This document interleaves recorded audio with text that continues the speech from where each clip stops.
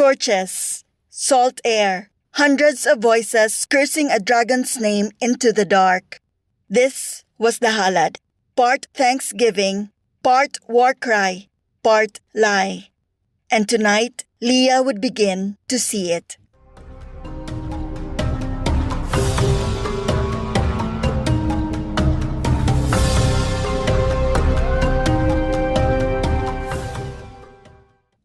There was only one occasion when the daughters of the moon descended from their mountain and mingled with other tribes. The Halad. On every third full moon, the warriors of Tribu Mayari, revered and whispered about like myths around fires, walked down forest paths to the sea, their torches marking their passage like falling stars. Tonight, the shore was alive with firelight and voices, the air thick with smoke from roasting pits and the sharp tang of salt. Hundreds had gathered from villages across the coast, fishermen, farmers, warriors, families, all drawn by tradition, fear, and hope. Liya stood at the edge of the gathering, watching the crowd swell as the moon climbed higher. Her fingers moved unconsciously to the anting-anting at her throat, warm against her skin. In her other hand, wrapped carefully in cloth, rested the dragon scale. The heart scale, though she didn't know it yet. Amaya appeared beside her, retying the sash of her ritual robe. Ready? No. Liya said honestly. Good. Neither am I. Amaya's smile was strained. But Inang Tala is waiting. The 7 daughters moved as one through the parting crowd, hooded and silent in ritual cloaks, their weapons strapped across their backs. People bowed as they passed, murmuring prayers and blessings. Children reached out to touch the hems of their robes, seeking protection.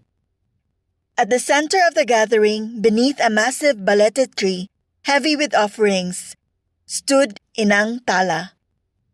An ageless beauty, a presence that rivaled a goddess, a promise of salvation.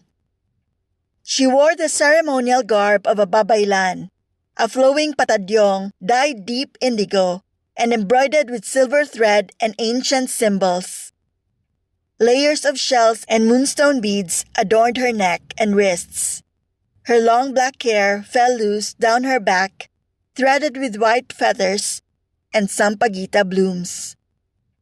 In one hand, she held a branch of bayabas leaves bound with white thread. In the other, a shallow bowl of water, ash, and crushed moonflowers. When she lifted her chin, the clearing fell silent. The moon watches. The moon remembers. Before her, the daughter sank to one knee. She glided forward, her movements precise and practiced, and began the tarok, quick marching steps that wove a protective circle around the gathering. Her bare feet struck the sand in rhythm as she chanted, low and hypnotic, calling to Mayari for protection, strength, and the power to endure another moon cycle. Inang Tala raised the bayabas branch. Repeat after me. Kami ang mga anak ng buwan. We are the daughters of the moon. Sa liwanag ng buwan kami isinilang. By moonlight we were born. Sa anino ng gabi kami hinubog. By the shadow of night we were shaped. Dugot luha ang aming alay. Blood and tears are our offering. Buhay ang aming sandata. Our lives are our blades. They raised their heads to the moon, voices steady and unyielding. Kami ang mga anak ng buwan. We are the daughters of the moon. Kami ang mga tagapuksa. We are the appointed destroyers. Hanggang ang Bakunawa'y bumagsak. Until the Bakunawa falls. Hanggang ang buwan ay ligtas. until the moon is made safe. Hindi kami titigil. We shall not cease. Inang Tala circled them, flicking water from the bowl onto blades, spears, and bows. Anting-anting warmed against skin. The chant rose, layered and hypnotic. Repeat after me.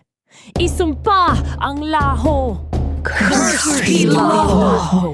Isumpa ang supling ni laho. Cursed be the spawn of laho. Isumpa ang kumakain ng liwanag. Cursed be the devourer of light. Isumpa ang mamamatay sa aming kamay. Cursed be the one who will die by our hands. Inang Tala flicked the bayabas branch toward the gathered tribes, water scattering like falling stars.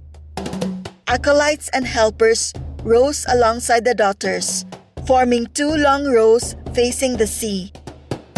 They followed Inang Tala's steps, stamping the earth in patterns older than memory. Kami ang mga anak ng buwan. We are the children of the moon. Tanglaw sa gitna ng takot. Light amid fear. Ang aming dugo ay para sa sangkatauhan. Our blood is for humanity. Ang aming espada ay para sa hustisya. Our swords are for justice. Ang aming buhay ay para sa buwan. Our lives are for the moon. Hanggang sa huling paghinga. Until the final breath. Hanggang sa huling kalaban. Until the last enemy. Tayo ay mananatiling bantay. We remain on watch. The words tasted like ash in Liya's mouth. How many times had she spoken them? How many times had she believed them? Inang Tala moved among the crowd, blessing weapons, amulets, food, and offerings laid upon the sand. When she returned to the altar, she sat down her instruments and turned her gaze to Liya. First daughter, The crowd hushed. step forward. Liya obeyed, heart hammering. You were tasked with a sacred mission to retrieve what we needed to forge Puksa, the weapon that will end the Bakunawa's terror forever. Her smile was cold and beautiful. Have you succeeded? Liya unwrapped the scale slowly. Even in the firelight, it gleamed, black shot through with veins of gold. As her hands cradled it, the scale glowed, white gold light pulsing through her fingers. Gasps rippled through the crowd. Inang Tala's eyes gleamed with something like hunger. The dragon's scale, willingly offered, as the ritual demands. She turned fully to Liya. Do you, Liya, first daughter of the moon, willingly offer this scale to complete Puksa, to further our cause, to protect humanity from the monster that would devour our light? Something in Liya resisted. A sharp tug in her chest. A voice whispered. Yours. Mine. Her heart answered. Liya, The weight of years, training, duty, belonging, pressed down on her. I do. The light in the scale flickered, then died. Inang Tala took it reverently. Well done, anak. She lifted the scale high. Rejoice! The first daughter has brought us one step closer to victory. With Puksa, the Bakunawa will fall. The last moon will remain. And as long as the daughters stand, no dark immortal shall prey upon our people beneath her light. The crowd cheered. Drums thundered. Gongs clashed. Pots, agaraba, balalongs. Every instrument struck with wild abandon. A deafening clamor meant to drive away darkness, to keep the Bakunawa at bay. Moon Eater! Spawn of Laho! Cursed beast! Go back to the depths! Go back to the depths! More fires were lit.